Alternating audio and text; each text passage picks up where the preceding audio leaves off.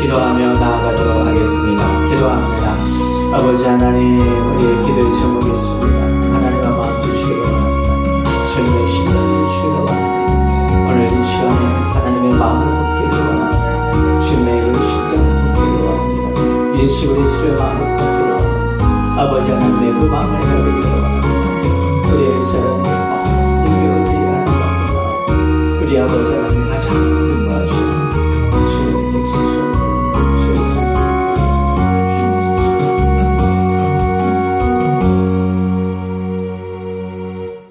감사합니다. 하나님 찬양합니다. 영광스러운 그 이름을 높여드립니다.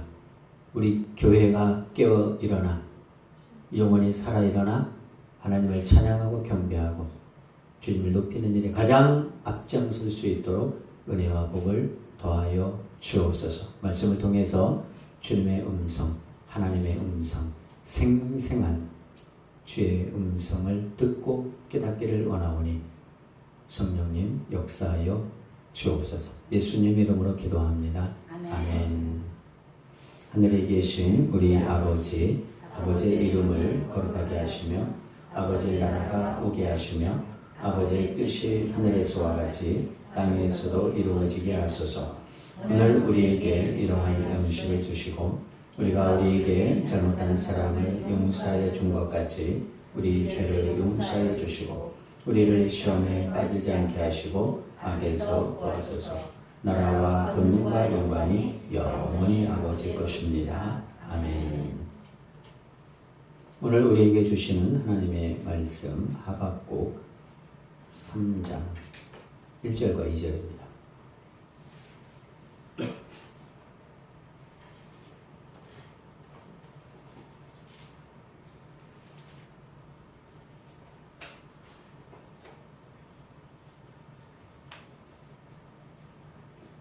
두 절을 1절과 2절을 함께 합독하도록 하겠습니다. 시작.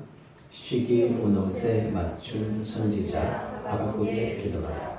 여호와여, 내가 주께 대한 소문을 듣고 놀랐나이다. 여호와여, 주는 주의 일을 이 수년 내에 부응하게 하옵소서. 이 수년 내에 나타내시옵소서. 진노 중에라도 긍휼을 잊지 마옵소서. 아멘.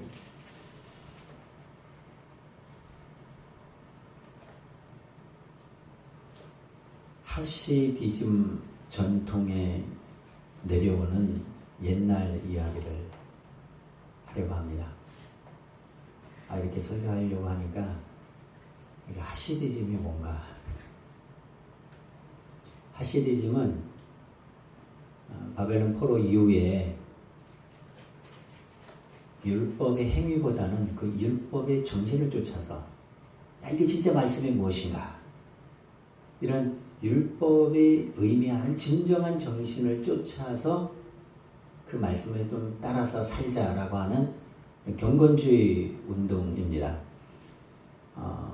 이스라엘의 벤 엘리에제르에 의해서 시작이 됐고요. 어떻게 하면 하나님의 말씀을 실천하면서 믿음으로 살아볼까 하는 그런 종교 운동입니다. 죽은 의미에 있어서는 그 18세기에 폴란드나 우크라이나 등에서 일어났던 역시 경건주의 운동입니다. 그런데 이제 이 18세기에 왜 이것이 다시 하시디즘이 사람들로부터 관심을 끌게 되었냐면은 그 마틴 부버라고 하는 사람에 의해서 재조명되었기에 이 하시디즘이 다시 18세기에 주목을 받게 되었습니다. 이렇게 또 설교를 하려고 하니까 그럼 마틴 부버는 누구냐? 이거 어디까지 올라갈지 모르겠어요. 이 마틴 부버는 나와 너라고 하는 책을 써서 굉장히 유명해진 사람입니다. 원래는 그 오스트리아 출생이고요. 나중에 이스라엘에 건너가서 사회 철학을 가르쳤던 사람입니다. 이 마틴 부버의 나와 너라고 하는 책이 있는데 제가 신학을 할 때 학교에서 이 책을 읽고 리포트를 쓰라고 해서 읽었습니다. 매우 어려운 책이더라고요. 물론 분량은 얼마 되지 않은 책이었지만 마틴 부버의 이 나와 너 아주 유명한 책입니다. 그런데 나와 너 그리고 나와 그것 it이죠. 영어로 하면 나와 너와 나와 it 나와 그것 하여튼 첫 페이지부터 시작해서 마지막 페이지까지 나오는 단어는 나와 너냐 나와 그것이냐 그것입니다. 관계를 말하고 있는데 모든 인간관계는 나와 너와의 관계에 있어서 생산적이고 경험적이고 존중하고 이런 관계가 되어야지 나와 그것의 관계가 되는 순간 모든 인간관계는 파괴가 되고 사회 각종 문제가 어디서 나타나느냐 나와 그것의 관계일 때 발생한다고 하는 거죠. 그것이 그 책의 핵심 주제입니다. 처음에는 그 책이 무엇을 의미하는지도 모르고 읽었어요.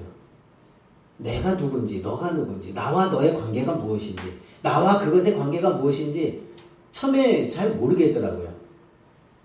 그 책을 읽고 나서 살다 보니까 이것이 나와 너와의 관계구나. 이것을 말하는 거였구나.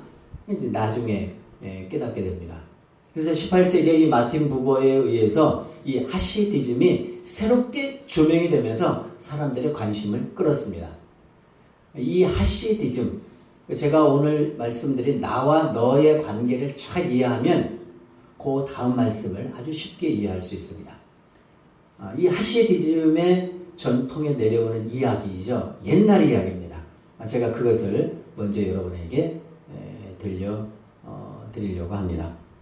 어느 날 랍비가 제자들에게 물었습니다. 매우 유명한 질문인데요. 기억해 두시면 좋습니다. 밤이 끝나고 낮에 시작되는 동이 트는 시간에 그 시간을 어떻게 분별할 수 있겠는가 물었어요. 그러니까 제자 중 대답하기를 좋아하는 제자가 먼저 말을 합니다. 그거요. 멀리서 개와 양을 구별할 수 있을 때가 동이 트는 시간 아닙니까? 스승이 합니다. 아니다. 옆에 있던 다른 제자가 대답을 합니다. 무화과 나무와 포도 덩쿨을 구분할 수 있을 때가 아닌지요. 랍비는 고개를 저으며 아니다 말했습니다. 제자들은 이거 우리가 대답을 해봤자 소용이 없는 거구나 깨닫고 선생님의 답을 우리에게 알려주십시오. 간청을 했습니다. 그때 랍비는 이렇게 대답을 합니다. 너희가 다른 사람의 얼굴을 들여다보고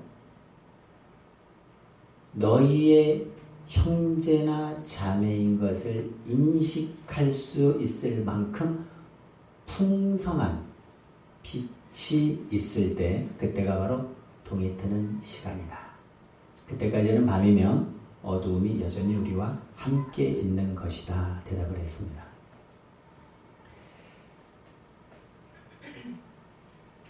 언제 동이 트는지 아십니까? 언제 새로운 삶으로 우리가 이끌어지는지 아십니까? 옆에 있는 형제를 볼 때 나의 형제구나, 나의 자매구나 라고 인식할 수 있을 만큼 충분한 빛이 있을 때 동이 트고요. 영혼이 깨어 일어나고요. 공동체가 달라지고요. 비전이 생겨납니다. 우리 옆 사람을 바라볼 때 무엇으로 바라봅니까? 제가 나와 너라고 말씀을 드렸죠. 충분히 이해할 수 있습니다. 그렇게 어렵지 않습니다. 나와 너의 관계, 제가 또 말씀을 드립니다. 옆에 있는 사람이 내 형제고 자매구나 라고 인식하는 순간 낮으로 바뀝니다. 이걸 깨닫기 전까지는 밤이에요. 옆 사람 얼굴 한번 보세요. 형제입니까? 왼수입니까? 아직까지도 형제로 보이지 않는다면 내 영혼은 어둠이고 밤이에요. 그런데 놀랍죠? 어느 순간에 옆에 있는 사람이 내 형제로 보이기 시작합니다. 그때 비로소 빛을 보게 됩니다. 저는 오늘 아침에 그랬으면 좋겠어요. 이렇게 기도했으면 좋겠어요. 하나님, 우리 교회에 동이 트게 하여 주옵소서. 내 영혼에 동이 트게 하여 주옵소서. 하나님, 내 심령에 부흥을 허락해 주옵소서. 이렇게 기도했으면 좋겠습니다. 오늘은 부흥을 위한 기도입니다. 우리가 기도하기 시작할 때 부흥이 시작됩니다. 이 부흥의 때를 위해서 우리 교회가 정말 열심히 기도했으면 좋겠습니다. 현실을 뛰어넘어 기도했으면 좋겠습니다. 그런데 사실 기도가 중요하다는 거 다 알고 있지만 기도를 잘 안 합니다. 왜 사람들이 기도를 안 할까? 몇 가지 이유가 있는데, 첫째는 사람들이 기도하기 전에 기도에 관한 것을 먼저 다 알아야 된다고 생각하기 때문입니다. 기도가 무엇이고 기도의 종류가 뭐고 기도의 방법은 이거고, 서론, 본론, 결론, 기도의 모든 방법을 다 알아야 기도할 수 있다라고 생각하기 때문이라는 것이죠. 여러분, 기도의 방법 몰라도 괜찮아요. 그냥 기도하면 됩니다. 기도가 어떻게 하고 이것을 다 알아야 된다고 기도 잘할 것 같아요? 절대로 그렇지 않습니다. 그냥 기도는 하면 돼요. 따라서 합시다. 기도는 하면 됩니다. 방법을 몰라서 못하는 것이 아니에요. 내가 방법을 다 알고요, 기도에 관한 엄청난 지식을 가지고 있다고 해서 기도를 하느냐? 그렇지 않다고 하는 것입니다. 둘째, 왜 기도를 하지 않는가? 주변의 복잡한 문제들을 먼저 해결하고서 기도해야 된다고 하는 생각 때문입니다. 많죠. 내가 이것도 해결해야 돼. 내 재정 문제도 해결해야 돼요.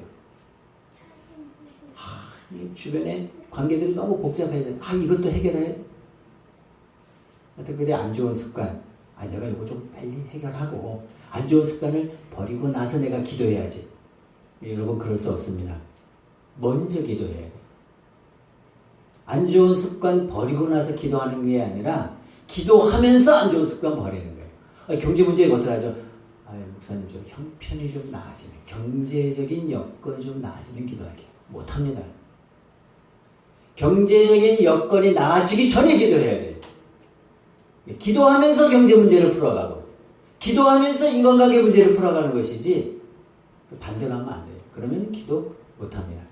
셋째, 기도의 환경을 탓하기 때문에 기도를 못한다는 거예요. 기도할 분위기가 안 된다는 거죠. 이런 분위기에서는 기도를 할 수가 없어. 조용한 분위기, 뭔가 좀 기도할 수 있는 분위기, 뭔가 좀 영적인 분위기, 이게 돼야 기도를 하지. 그렇지 않아요. 아주 시끄럽고요, 소란하고요, 천둥 번개가 치고요. 그래도 얼마든지 기도할 수 있습니다. 특별히 환경을 탓하는 사람들이 많아요. 목사님, 지금은요 시간이 없어요. 조금 시간이 생기면 기도할게요. 시간 안 생깁니다. 여기 혹시 바쁘지 않은 사람 있나요?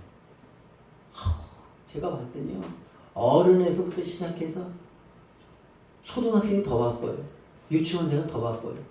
승진한테 물어보세요. 얼마나 바쁜가.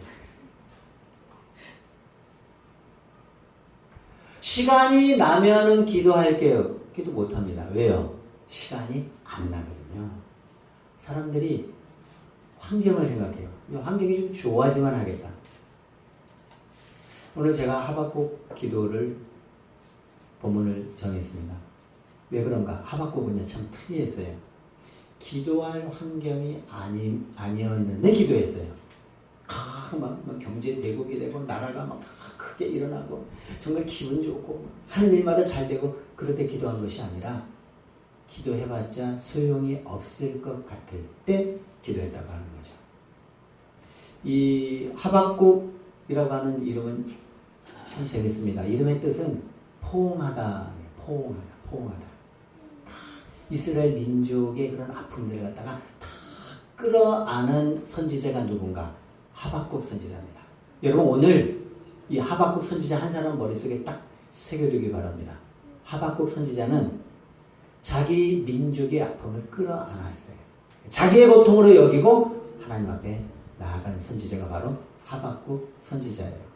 하박국 선지자가 활동하던 시대는 그렇게 좋은 시대가 아니에요. 왜 그러냐면은 주전 600년 정도에 활동했던 선지자예요. 주전 600년에 무슨 일이 있었을까? 그때는요, 남유다가 멸망하기 바로 전이에요. 결국 나라가 얼마 있으면 멸망해요. 얼마나 혼란스럽게 했어요. 근데 당시에 이 바벨론 제국이 일어나서 나라를 하나씩 삼켜가고 있을 때예요. 뭐 이스라엘도 예외는 아니죠.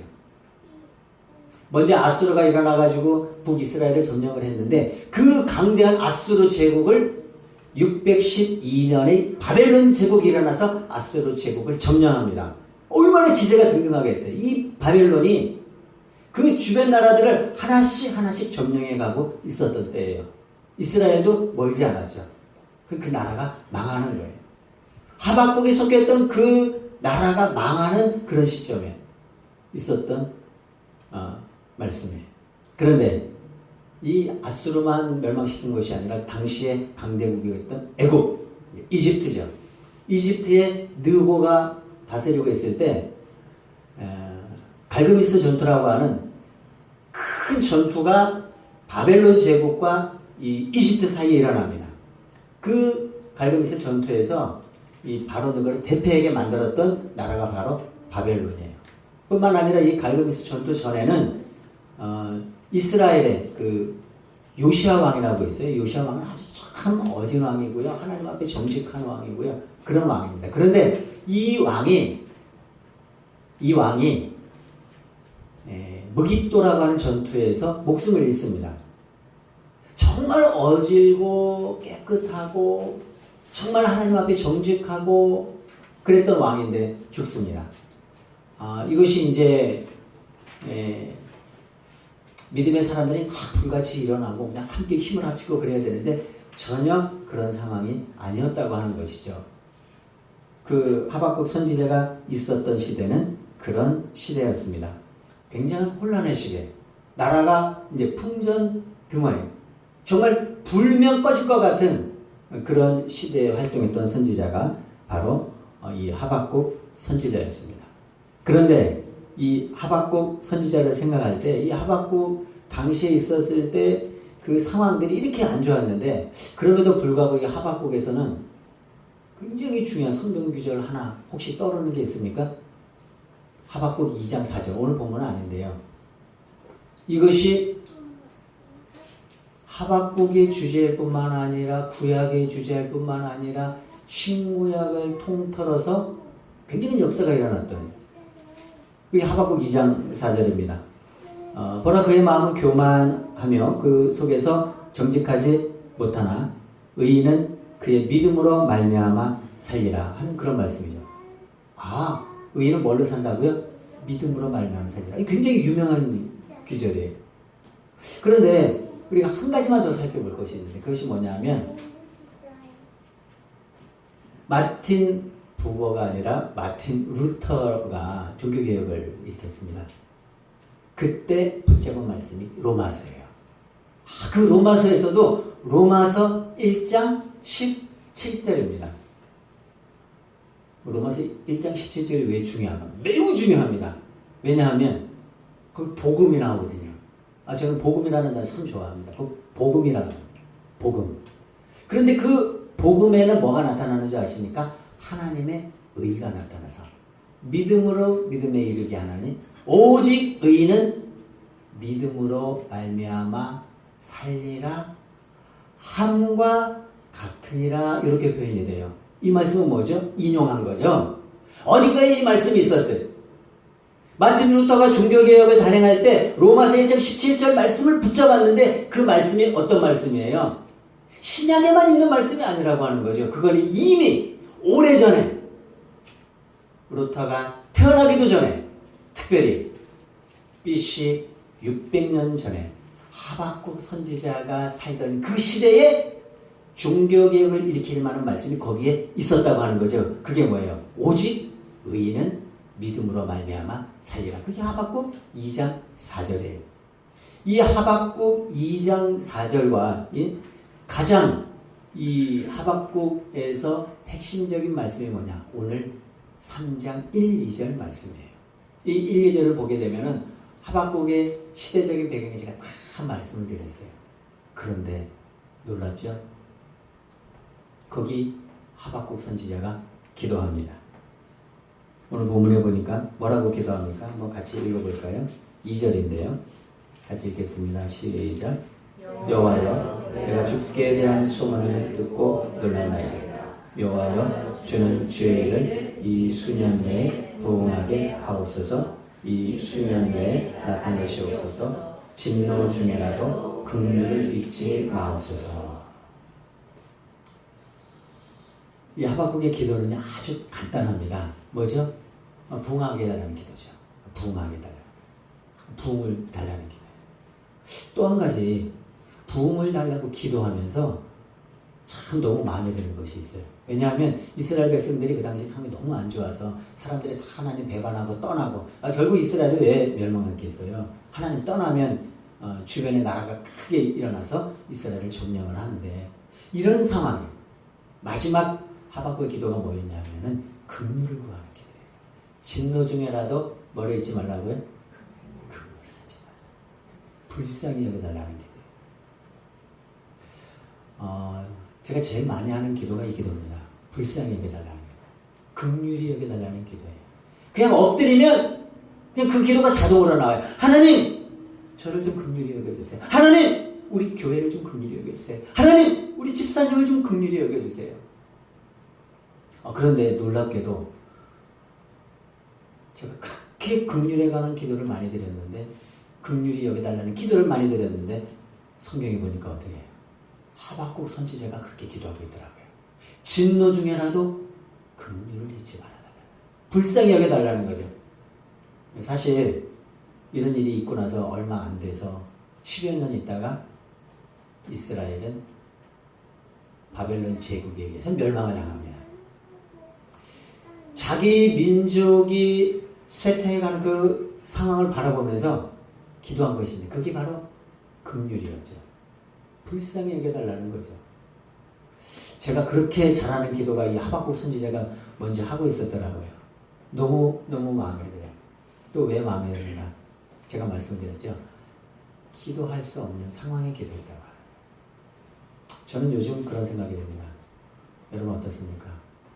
참 옛날에는 부흥을 위해서 기도 많이 했어요. 근데 요즘에는 목사님, 우리가 부흥을 위해서 기도합시다. 우리가 부흥을 위해서 기도해야 되지 않겠습니까? 하는 사람을 찾아보기가 어려워요. 저는 어떻습니까? 저는 옛날에 부흥을 위해서 참 많이 기도했어요. 그냥 눈만 뜨면 하나님, 우리 한국 땅에 부흥을 달라고 기도했어요.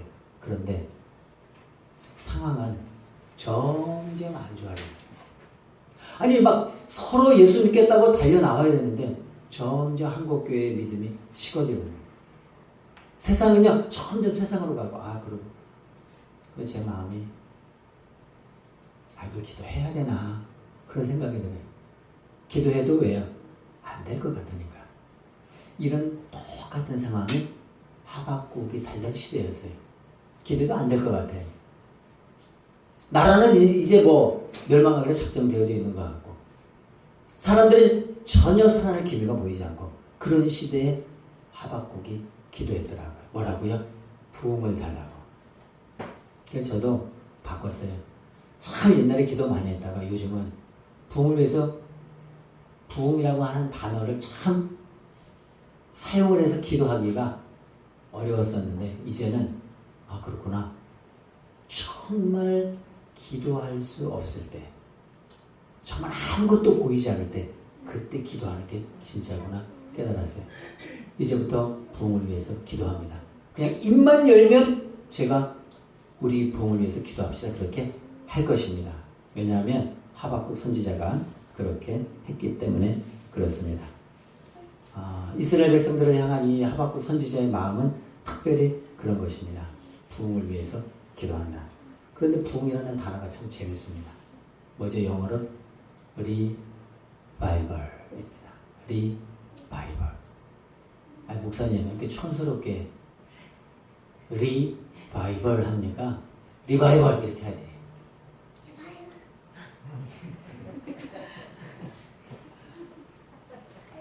리바이벌이 뭐죠?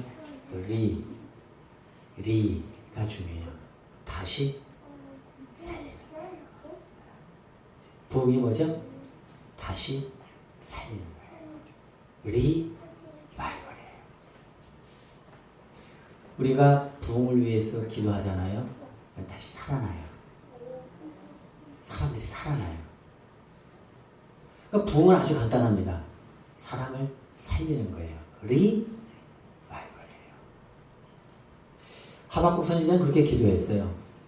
살아난다. 반드시 살아난다. 정말 살아날까? 살아납니다. 여러분, 하나님 말씀하면 살아납니까? 살아납니다. 부흥을 해서 기도하면 됩니까? 리바이벌 됩니까? 됩니다. 뭐 어떻게 할 수 있나요? 제가 그 증거를 어떻게 보여드릴까요? 에스겔이라고 하는 선지자가 있어요. 하나님이 에스겔을 부릅니다. 그럼 골짜기로 데려와요. 가봤더니 에스겔이 깜짝 놀랍니다. 왜 놀라냐면 거기에는 시체들이 다 썩어서 마지막에 남은 게 뭐죠? 뼈죠. 마른 뼈죠. 10년이 됐는지 20년이 됐는지 30년이 됐는지 모를 뼈들이 쫙 깔려 있어요. 하나님이 묻습니다. 에스겔아, 뭐가 보이냐? 예, 뼈가 보입니다. 뼈가. 저 뼈가 살 수 있겠느냐? 에스겔이 생각을 하죠. 예! 하나님, 저 뼈가 다 살 수 있습니다. 이렇게 말해야 될 것 같은데 자신이 없어요. 자신이. 제가 여러분에게 묻습니다. 여러분, 저 뼈가 살 것 같습니까? 그럼 여러분이 뭐예요? 에스겔이 이렇게 대답을 합니다. 자기 생각에는 저 뼈가 살아날 것 같지가 않아요. 뼈가 다 말랐는데, 뚝뚝 떨어져 있는데 그 뼈가 어떻게 살아날 수 있겠어요? 자기 생각에는 안 살아날 것 같아. 그런데 하나님한테 안 살아납니다. 그렇게 말하면 한 대 맞을 것 같아. 그래서 뭐라고 대답했어요? 주께서 아십니다. 참, 대답을 진짜 잘한 것 같아요. 이런 것도 아니고 저런 것. 주님께서 아십니다. 하나님이 아십니다. 그런데 정말 놀랍죠? 그 마른 뼈에 여호와의 생기가 들어가니까 힘줄이 생기고 살이 붙고 사람이 되고 움직이고 마하나임이라는 커다란 군대를 이루었어요. 이걸 뭐라고 이야기하죠? 리바이벌이라고 이야기합니다. 죽었던 사람이 살아나는 것, 마른 뼈가 일어나는 것, 거기에 생기가 들어가는 것, 그게 뭐죠? 리바이벌이에요. 부흥이라고 하는 것은 살리는 것이죠. 부흥이 시작된 곳에는 다 살았어요. 사람도 살고요, 교회도 살고요, 가정도 살고요, 나라도 살고요, 민족도 살고요. 열방이 일어납니다. 왜 그렇죠? 리바이벌이기 때문에. 저는 우리 교회 기도합니다. 어떻게 기도해요? 리바이벌 하게 해달라고 합니다. 제가 고민이 많아요. 부흥하면 하나님 우리에게 부흥을 주옵소서. 기도했는데 부흥이 안 일어나. 부흥에는요 두 가지가 있습니다. 하나는 내재적 부흥입니다. 심령 부흥이죠. 심령, 마음의 부흥. 또 하나는 외적인 부흥이죠. 막 수가 늘어나요. 막. 여기 10명 앉아있다가 20명 앉아있고 20명 있다가 막 50명 되고 너무 적은가요? 100명 되고 1000명 되고 막 수가 늘어나요. 이걸 부흥이라고 이야기해요. 그런데 기독교 역사상 이 외적인 부흥이 있기 전에 항상 심령의 부흥이 있었어요. 옛날에 부흥에 현수막 걸렸을 때 뭐라고 적혀 있었죠? 심령 대부흥회. 그렇게 하잖아요. 심령이 중요해요. 심령. 인원수 대붕해 그런 거 못 들어봤어요. 수백 명 대붕해 그런 거 없어요. 뭐죠? 심령 대붕해. 항상 수적인 부흥이 있기 전에 어떤 부흥이 있었어요? 심령의 부흥이 있었죠. 심령에. 그래서 제가 기도합니다. 주여 우리 교회 부흥하게 해주세요. 그런데 부흥이 돼요. 놀랍죠? 제가 기도하면 된다니까요. 제가 부흥해서 기도했더니 부흥했어요. 자, 여기 중요합니다. 부흥이 뭘까? 부흥이 뭘까? 정말 제가 고민을 많이 했어요.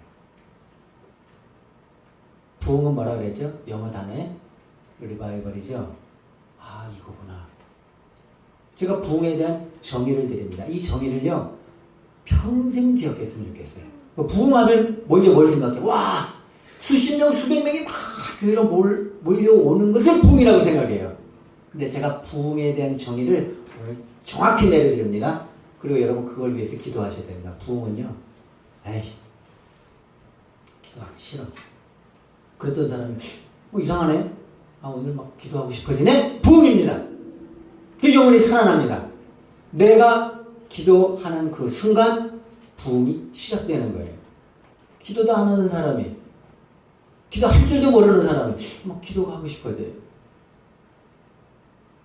옛날에는 성경을 보기만 하면 눈이 감겼는데 이제는 성경을 보니까 갑자기 막 성경 읽고 싶은 마음이 들고 성경을 보니까 막 뜻이 깨달아져요. 하나님의 마음이 느껴져요. 성경에 있는 활자가 갑자기 성경에서 툭 튀어나와서 살아있는 활자로 생명의 말씀으로 느껴져요. 에이, 목사님, 누가 이렇게 속단 말로 말할지 몰라요. 뻥치지 마세요. 저는 봤거든요. 옛날에 우리가 양육할 때 곽 집사님 한 분 계셨는데 성경을 읽다가 정말 울었대요. 성경을 읽다가 그 말씀이 너무 감동적이어서 야, 이런 게 성경에 있었나? 이런 말씀이 있었나? 여러분, 부흥이 뭐죠? 아, 성경 아이 보기도 싫어. 근데 갑자기 막 성경 읽고 싶어요? 그 부흥입니다. 아이 교회 가기 싫어.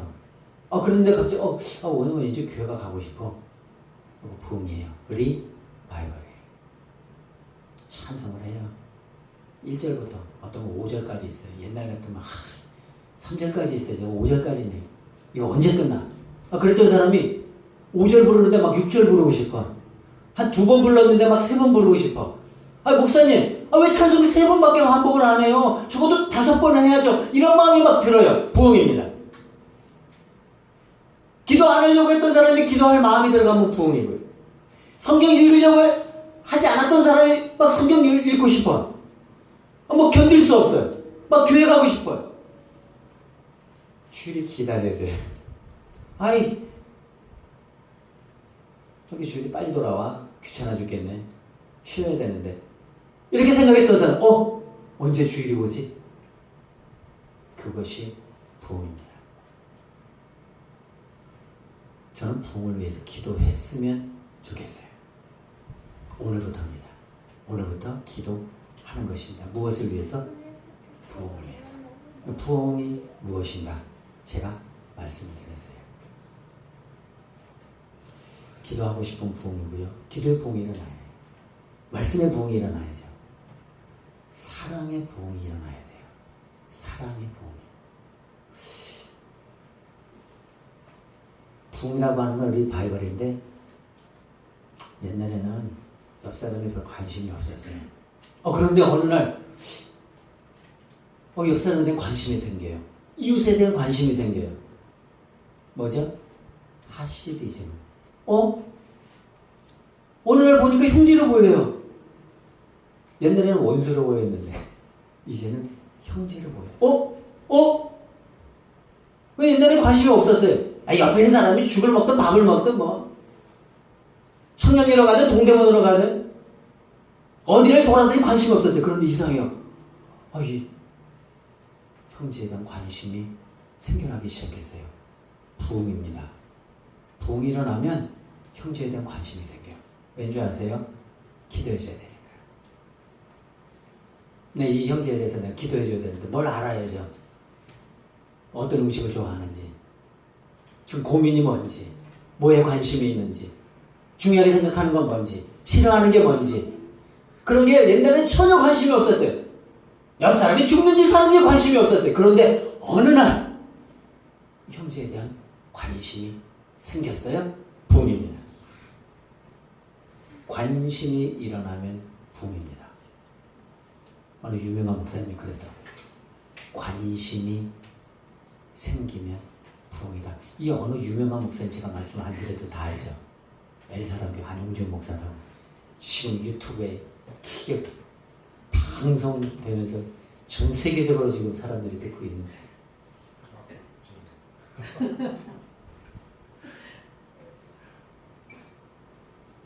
관심이 점점 식어집니다. 기도하고 싶지도 않고요. 성경 보고 싶지도 않고요. 교회 사람 만나기도 싫고요. 그런데 왠지 어느 날 교인들을 보고 싶어요. 만나고 싶어요. 그 사람이 뭘 하고 있는지 궁금해져요. 부흥이에요. 부흥. 이걸 위해서 기도해야 돼요. 기도하겠습니다.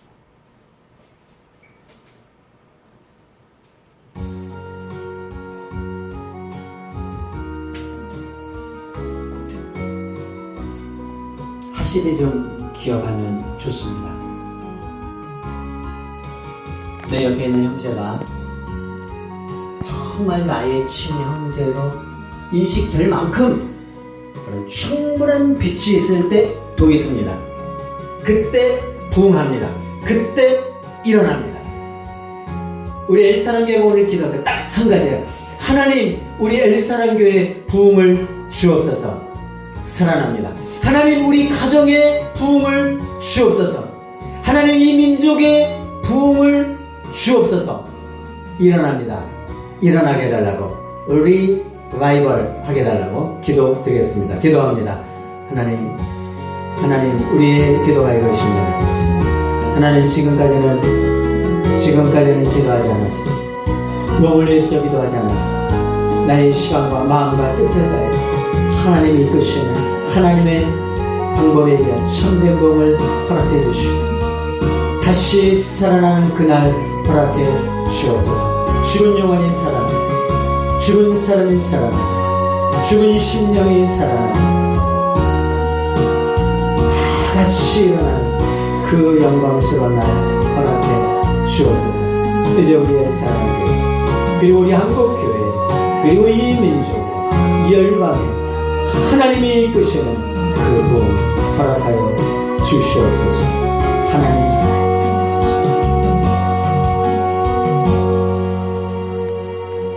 하나님 아버지, 하박국 선지자가 기도했듯이 우리도 기도합니다. 부흥을 위해서 기도합니다. 주는 이 수년 내에 주의 일을 부흥하게 하옵소서. 진노 중에라도 긍휼을 잊지 마옵소서. 벌을 받아야 마땅하지만, 진노를 받아야 마땅하지만 하나님을 바르게 섬기지 못해서 하나님의 심판을 받아야 마땅하지만 그 가운데서 긍휼을 주셔서 우리 영혼이 다시 한번 일어날 수 있도록 허락하여 주옵소서. 예수님 이름으로 기도합니다. 아멘.